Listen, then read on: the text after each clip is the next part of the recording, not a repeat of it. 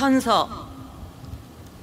나는 헌법을 준수하고 국가를 보위하며 조국의 평화적 통일과 국민의 자유와 복리의 증진 및 민족 문화의 창달에 노력하여 대통령으로서의 직책을 성실히 수행할 것을 국민 앞에 엄숙히 선서합니다.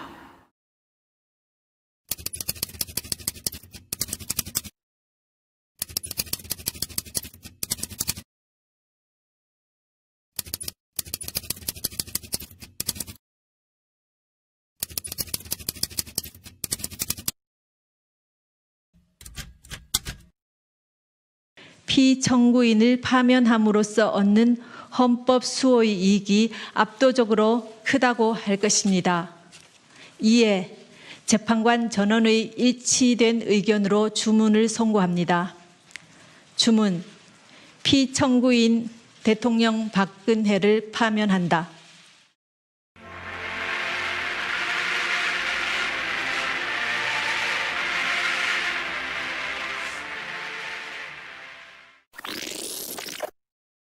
최순실 씨와 취임사 초안을 고치는 비아그라 60정을 대량 이용 시술의 흔적이 아니냐는 지적이 정윤회 최순실 부부를 이혼시켰다. 정유라 씨가 박근혜 전 대통령과 직접 전화 통화했던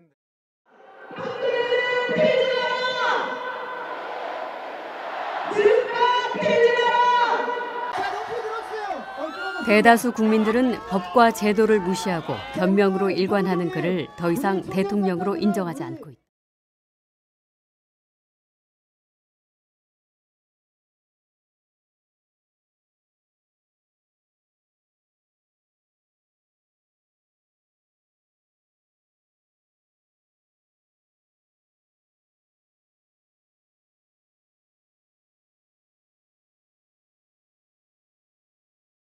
아, 죽었구나. 이제 갔다 나오면은 나는 언론에서 버림받게 된다는 사실을 직감하고 있었죠.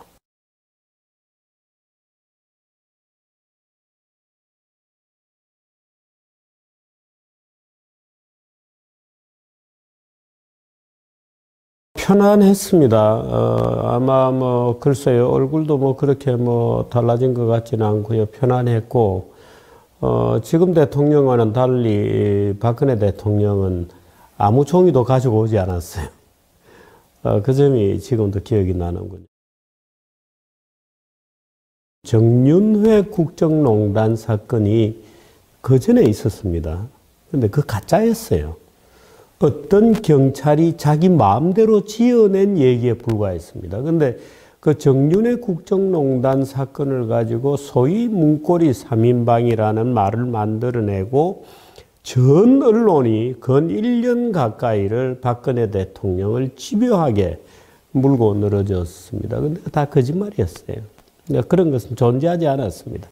모든 언론들이 정치 보도기관이라기보다는 어떤 정치적 입장들을 가지고 있었습니다. 그러니까 대통령이 그 언론 예를 들어서 조선일보하고 인터뷰를 했다가는 다른 데 다 죽을 거고 중앙일보하고 인터뷰를 했다가는 다른 언론에 얻어맞을 테고 다 하자니까 이 기자들이 벌떼처럼 3인방 문고리 3인방을 왜 안 자르느냐 이제 하는 식으로 도배질을 했기 때문에 박근혜 대통령 그전부터 저하고는 신뢰가 있었습니다. 그래서 저를 찍어서 그것도 한국경제신문 주필로서의 인터뷰가 아니고 말하자면 평생 언론 기자로 살아온 정규재와의 어떤 퍼스널한 그런 거라고 아마 대통령은 해석을 해서 제의를 했고 저도 흔쾌히 평생 기자를 했기 때문에 흔쾌히 응했던 겁니다. 아마 이상하게 생각하는 분들이 많을 텐데 박근혜 대통령이 그 질문에 대해서는 아예 질문 자체를 받지 않겠노라고 선언하고 그건 질문에서 빼고 하자 이렇게 되었던 겁니다. 근데 요즘 근황이 어떠십니까? 이렇게 질문하고 나면은 끝이다. 그게 말이 되냐 핵심에 대해서. 그 대통령은 이런 것이었어요. 그 참 우리 박근혜 대통령은 어떻게 보면 원칙주의자고 그렇다 이렇게 저는 봅니다만은 지금 이제 탄핵 절차가 진행이 되면서 헌법재판소로 탄핵 소추가 넘어가 있는 상태입니다. 그런데 그때 박근혜 대통령은 놀랍게도 자기가 그 탄핵 소추에 문제가 되어 있는 것에 대해서 이야기를 하면 재판 관여다라고 하는 느낌을 갖고 있었어요. 아마 지금 일반인들이 이해가 안 되실 텐데, 말하자면 뭐 재판에 뭐 지침을 주는 거냐. 이제 또 언론들이 대대적으로 반격이 나올 거거든요. 그러니까 재판에서 논란이 되어 있는 질문은 답변을 안 하겠다. 이거는 묻지를 말아달라. 이제 이렇게 된 겁니다. 정윤회와 미래를 하셨습니까? 그러니까는 정말 이런 질문은 면전에서 제가 드리기에는 너무 죄송스러운 질문입니다만은. 나라 품격 떨어지는 얘기예요. 글쎄요. 한마디로. 예. 민망스럽게 그지없는 얘기들이 요즘은 그냥 뭐 아무것도 그냥 아닌 막 것 같이 예. 답하는 것도 정말 민망스러운 일이에요. 예. 그런 일은 있을 수 없는 일이고, 그때 이제 사과를 한 것은 이 태블릿 PC에서 뭐 많은 자료가 쏟아졌느니 이렇게 보도가 예. 됐을 때 저거는 있을 수 없는 일인데, 내가 뭐 이렇게 좀 도움을 구한 것은 그 어떤 예. 연설문의 표현 같은 거, 뭐 이렇게 홍보적인 관점에서 어떻게 좀 받아들여질까, 뭐 이런 것을 갖다 어느 기간 예. 받은 게 단데, 그게 어떻게 저렇게 많은 자료와 함께 뭐 어마어마한 얘기가 됐을까? 그건 바로 잡아야 된다. 예. 또 하나는 저도 몰랐던 일들이 막 나오는 거예요. 예. 뭐 어떤 사익을 어떻게 뭐 예, 취했고, 예, 예. 이거는 정말 처음 듣는 얘기거든요. 그래서 그거 내가 몰랐다는 건 결국 내 불찰 아니냐. 예. 그러니까 그거는 정말 국민한테 그런 심려를 끼쳐드린 데 대해서 그 사과를 드려야 되겠다. 예. 그렇게 생각을 했던 거죠. 그게 제가 물어볼 수 있는 것은 예를 들어서 뭐 정유라가 당신 딸이라는데 맞는 거냐. 세월호 7시간 동안에 무슨 뭐 연애 뭐 어쩌고저쩌고 뭐 그런 얘기. 청와대에서 무단 구설했다는데 맞는 거냐. 뭐 이제 이런 얘기들을 이제 집중적으로 물어볼 수밖에 없었죠. 정유라가 당신 딸이냐 이렇게 제가 직접적으로 물었거든요. 물론 아니죠. 지금 아마 많은 사람들이 그 박근혜 대통령이 재판을 받는 과정을 지켜보지 않았을 겁니다. 그 2016년 가을에 중앙일보 JTBC에서 박근혜가 최순실이 박근혜 대통령의 연설문을 써주고 있다 뭐 이런 식으로 터뜨렸는데 가짜입니다. 가짜 뉴스입니다. 박근혜 대통령은 최순실에게 연설을 써라고 맡긴 적도 없고 최순실이 그런 연설을 써준 적도 없고 문제가 되었던 드레스덴 연설문은 그 연설이 끝난 다음에 최순실이가 자기들 무슨 카톡방에서 본 것이 전부입니다.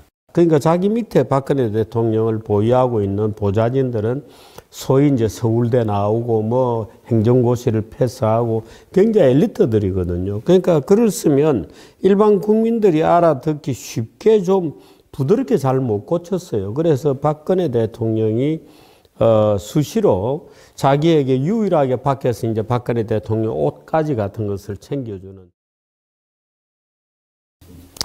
제가 그 박근혜 대통령이 방통위원장을 해달라고 제의를 하신 적이 있습니다. 그런데 제가 그 제의를 받지 않았습니다. 제가 그때 방통위원장을 맡지 않았던 것은 다른 여러 가지 이유보다도 기자도 있어야 된다. 좋은 기자도 사회적 자산이기 때문에 내가 이 기자로서의 일생을 포기할 수 없다. 이제 이런 결심 때문에 그 아주 고뇌 끝에 방통위원장을 맡지 않게 되었습니다만은 그때 제가 박근혜 대통령께 내가 방통위원장으로서 들어가서 돕지는 못하겠습니다만은 나중에 혹시 무슨 일이 생기면 밖에서 도와드리겠습니다. 이제 이렇게 얘기를 했던 적이 있거든요. 세월호 사건이 터졌을 때에 그 세월호 사건을 다룬 언론의 보도 태도는 말도 못하는 공격적인 것이었거든요. 국민의 감정을 폭발시키고 국민을 공포에 떨게 만들고 국민에게 엄청난 트라우마를 안기는 그런 재난보도였습니다. 전 세계에 이런 재난보도는 존재하지 않습니다. 아이들이 배에 갇혀 죽는 거를 생중계를 했잖아요. 이제 그렇게 할 때 제가 굉장히 후회를 했습니다. 내가 방통위원장으로 갔어야 했는데 그러면 이런 말도 못하는 재난 보도는 막을 수 있었지 않았을까 하는 일말의 후회 이제 이런 것들이 있었죠. 전형적인 여혐이었습니다. 국회와 대통령의 권력투쟁이라고 하는 굉장히 심각한 것들이 있는데 대한민국 언론들이 그 문제는 전혀 주목하지 않고 순전히 여혐적인 이 아주 삼류 TV 드라마를 흉내내는 그런 무자비한 저질의 보도를 퍼부은 결과가 탄핵이죠. 박근혜 대통령이 이명박 대통령은 지금이라도 두 분이 같이 사면 되는 것이 지극히 정상적이고 죄 없는 분들을 정치적 증오감이라든가 복수심 이런 걸 가지고 감옥에 집어넣어 놓는다고 하는 것 자체가 우리 사회가 완전히 무슨 조선시대 그런 원초적 어떤 사회로 정치가 아니라 증오를 만들어내는 그런 정치로 돌아가고 있다 이렇게 저는 보기 때문에 아주 걱정을 하고 있고 문재인 정권이 두 분 대통령을 사면하지 않고 가게 되면 이번에는 우파 쪽에서 엄청난 증오와 복수심에 휩싸여서 문재인의 사후가 대통령 이후가 절대로 담보될 수 없다고 봅니다. 저는 이미 문재인 대통령도 감옥으로 가는 길을 걸어가고 있다. 이미 그 선을 지났다. 박근혜 대통령은 국민을 배신했습니다. 우리 새누리당도 배신했습니다. 대통령은 탄핵을 받아야 됩니다. 오늘 대통령 탄핵이 결정되었습니다. 탄핵 찬반을 떠나 많은 국민들에게 오늘은 가슴 아픈 날입니다. 대통령 탄핵은 헌정사의 불행한 일이지만 국민 여러분, 2016년 12월 9일 박근혜 전 대통령에 대한 탄핵 소추안이 국회에서 가결되었습니다. 그로부터 4년이 지난 지금 대한민국의 전직 대통령 2명이 동시에 구속 상태에 있습니다. 국민 여러분께 간절한 사죄의 말씀을 드리려고 이 자리에 섰습니다.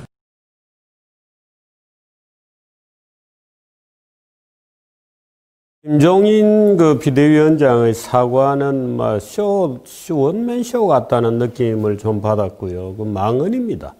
망언에 지나지 않는 것인데, 근데 김종인이 사과를 할 적절한 자격이 있는 것도 아니고, 박근혜 탄핵은 국힘당이 사과를 해야 될 일도 아닙니다. 박근혜 대통령에 대한 탄핵은 말할 수 없는 거짓말이 산처럼 모여서 그야말로 광장에서 촛불 시위가 인민재판적인 과정을 거쳐서 대통령을 탄핵하는 자유시장 질서, 자유헌정의 질서에 중대한 일종의 바이올레이션이죠. 위반 사태가 일어난 것이지 그걸 바로잡아야 될 망정 사과라는 그 망언을 할 그런 일은 아니라고 보고 아마 김종인 본인이 대통령이 출마하고 싶은 모양이죠.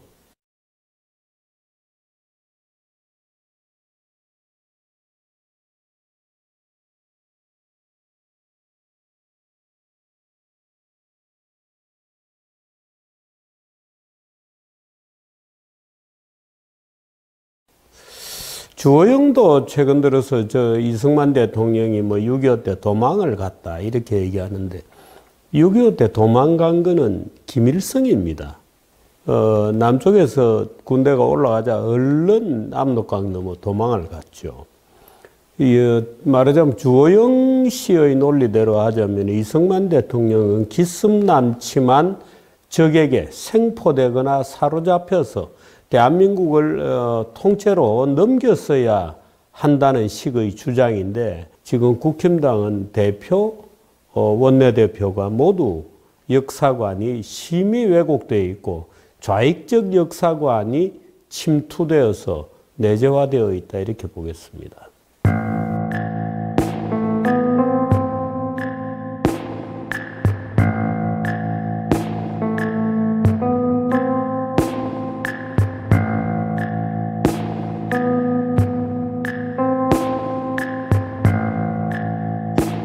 국민의힘당은 지금 대통령 선거를 치를 어떤 준비도 돼 있지 않습니다. 우선 대통령 후보가 없습니다.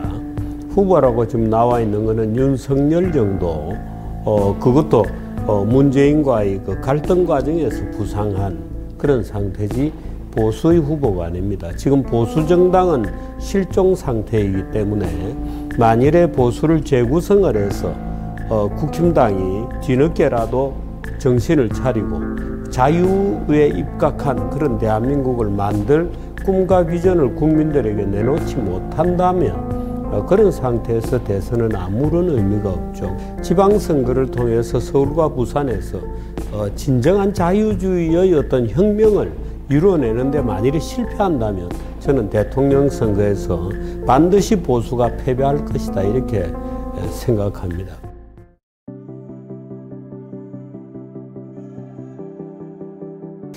지금 대한민국은 이 자유우파가 완전히 실종된 그런 상태입니다. 몇 번의 정치 과정을 거치고 4.15 총선을 거치면서 대한민국을 위기에서 꺼내고 대한민국을 살리는 유일한 방법은 자유우파의 방법 외에는 길이 없습니다. 그런데 그래서 자유우파 정당을 만들고 자유우파의 가치를 담보하고 있다고 저는 생각합니다만 제가 직접 정치 일선에 나서서 자유우파의 가치만이 대한민국을 살릴 수 있다는 것을 대한민국에서 경제 문제가 가장 심각하고 가장 정치적으로 뭔가 변화를 열망하고 있는 바로 부산에서 그 정치혁명을 한번 시작해 볼 수밖에 없었다는 점을 여러분께 다시 한번 말씀드립니다.